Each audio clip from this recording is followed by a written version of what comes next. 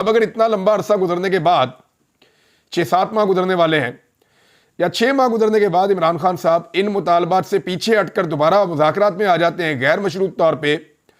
तो फिर पाकिस्तान तहरीक इंसाफ ने इसमें क्या गेन किया, ये सवाल भी है। लेकिन सलमान अकरम राजा साहब ने और जुनेद अकबर साहब ने एक स्टेटमेंट दिया है,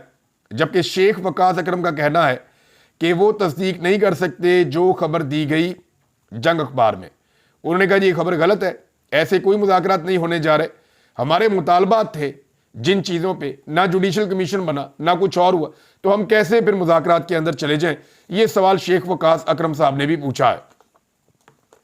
अब आ जाए नाज़रीन इस बात पे कि क्या वाकई में कोई मुज़ाकरात या कोई ऐसी कहानी शुरू होने जा रही है।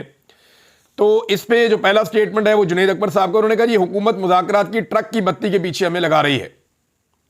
एहतजाज हमने करना है और हर हाल में करना है, और ये फैसला